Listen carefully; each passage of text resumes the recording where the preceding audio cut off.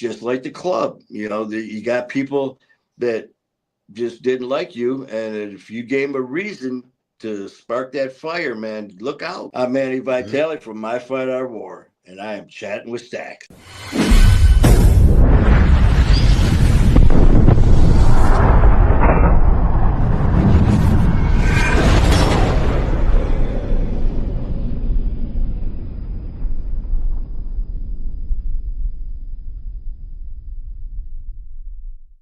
Welcome to this episode of Chattin with Staxx. I'm your host, Bill Staxx, and today got Manny Vitale.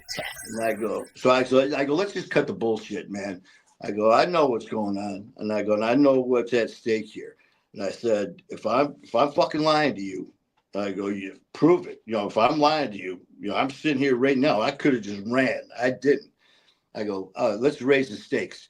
If I'm lying, I go, you take 10 of the baddest fuckers in this place to my house, my clubhouse, lock the doors, and whatever happens, happens. I said, but, when this is proven that I'm not lying, I want the same thing at the house with me, bunch of strippers in an 8-ball, and I get to call the shots of what happens to whoever it was. And so he gets up. And he walks away with his master sergeant. My president's sitting there, and he's like, "Dude," he goes, "You want to skate right now? Get out of here." And I'm like, "No, I didn't do nothing, man. I ain't running from nobody." So he's like, "All right, man." So he gets up there. The rest of them, they go in the back, and they're gone. I don't know how long. And next thing you know, they all come marching out, and they're shaking their heads, and they're like, "We'll see you at the clubhouse." And I was like, well, they didn't tell me why, which scenario. So I'm like, all right. So, I'm going back and forth now. We're still in the mother house, and I'm walking around, and a couple walked up to me again, and they're like, yeah, we're going to take a ride. And I go, you know what? We can do this right here. And so we had some words, and pulled me off to the side again, and basically they're like, "Listen, man, you're telling the truth. I was cleared 100%, and that was a fucking nerve-wracking moment, a very nerve-wracking moment, because you hear all the time, about situations, and this is all public knowledge. I'm not saying shit about anything. I never would about my club or any club. That's just stupid. But there was an incident right before I came on, and supposedly there was a body found in a dumpster, shot, stabbed, set on fire. Dead as a doornail, man. And supposedly there was an affiliation with the club, and there was accusations that he was a narc. So, I didn't go into this blind. I wear my badge right there on my arm. There's been some informants in that club before in the past, right? Yes. Yeah. And here, what a great way, man. Because it's not like I was on other shows where they're like, listen, let's make this clear. I didn't join, or I didn't become a member to infiltrate the club. I became a member. I went through the whole process to become a member. There was none of this, everyone knew who I was before. Everyone knew that I was with Detroit police. I mean, it's not like you were hiding it from them. But at the same time, if you think about it, what a great way.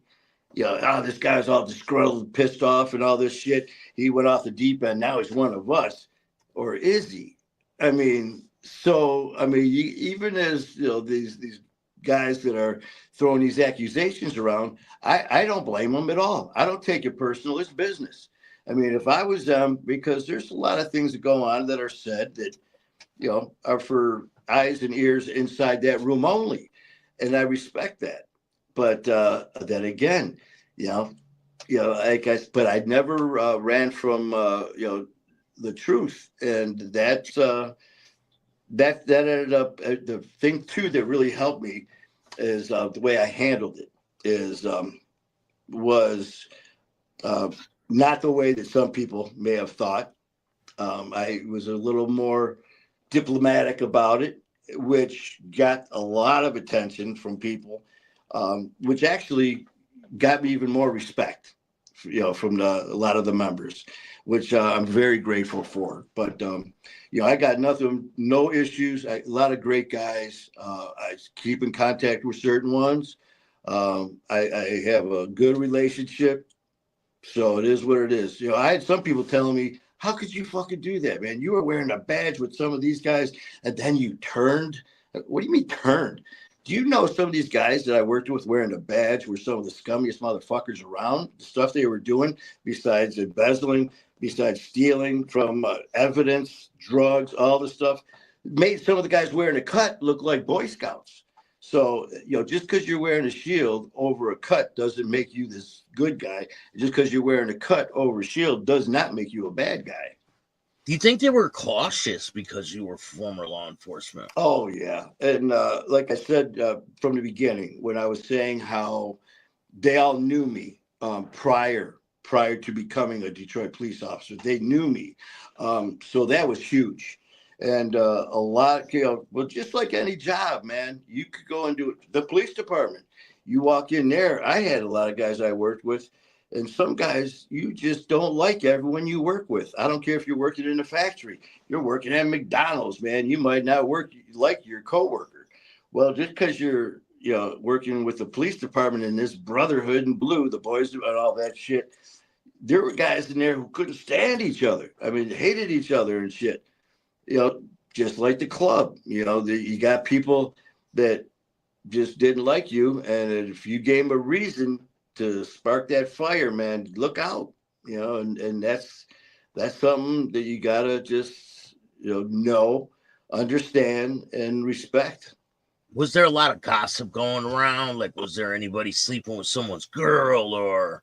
There was always, just like any family, you get the cliques. And I was extremely fortunate, man. At the time I came in with our president, our vice president, the master sergeant, sergeant arms treasurer, all the way down the line. All the officers were just great fucking people, just straight up guys, man, that I got along with. Even if we weren't club brothers, I mean, it just clicked. We just had this, we meshed. And that's one thing that was so cool. And then I tell you what, you think the girls, if your girl in a club and your guys, the new guy, you're bringing a new girl into the club, if the other girls in that club don't like you, man, they can make your old lady's wife hell. And I was very fortunate. The person I was with, when I first started riding with them, I come to the parties and shit, and I bring this girl, and the wives of all the officers and shit, they dug this chick. Oh, she's so cool.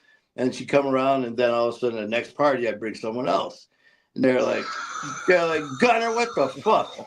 So then they're like, what happened? You guys break up? I'm like, no, we're still together. Well, who's Gunner? And I get scolded by their girls. So then the next party, the girlfriend would come back. And of course, man, there was that understanding. You keep your mouth shut. I don't care what it is. Your club brother walks in with the wife. And then the next time he walks in with his girlfriend. And then the next time he walks in with his girlfriend's sister. I mean, you don't say shit. So here, all this is going on. And, to all those times, I still remember Porky. These are going to be some of the best times of your life and some of the worst that you've ever had. And man, was he right. What is a Highwaymen funeral like? Oh, man.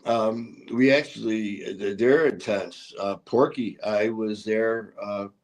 We've had, unfortunately, a lot of guys go.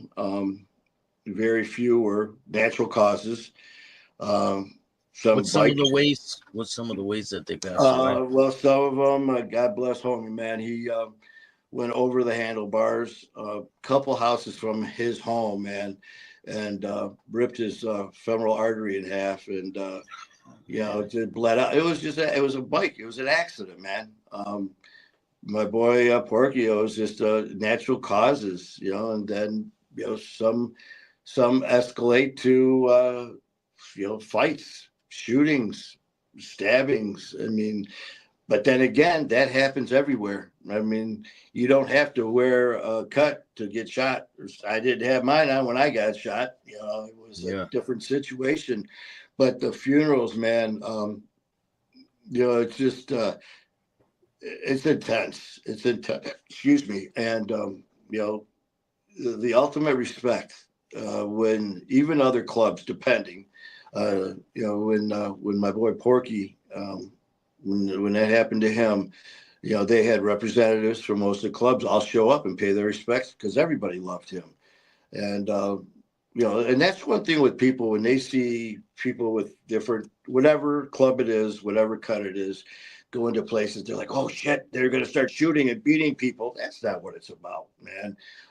It's just the opposite. You know, one of the things Yeah, that they do send a representative, like you said. That guy yeah, Porky was a well-known guy. They well, send representatives from each club. Does it matter if they're in a war or anything like that?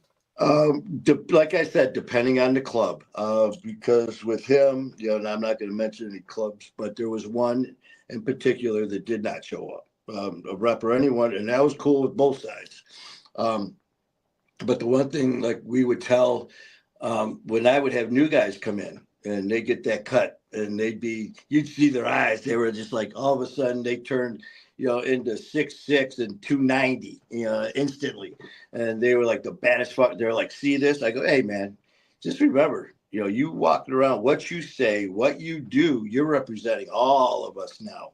You know, you're gonna walk into a bar with a bunch of civilians, start slapping people around. Don't be thinking that's just on you, because they're not looking at you. They're looking at what's on the back of that vest. And I remember some of the bars that we were hitting, like my area where I lived. Some of them were flat out no colors and shit. We were welcome because they knew me, you know, well before the club and then during the club.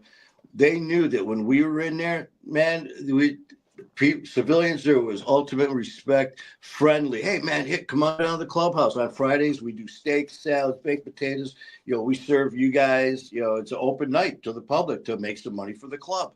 So Yeah. you don't want people that you want them. You know, you don't want the beefs and all that are certain place, certain time, certain people.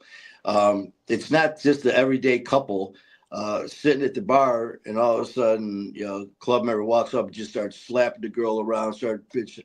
I ain't saying it doesn't happen, but you don't want negative attention. You don't want the police coming to the bar.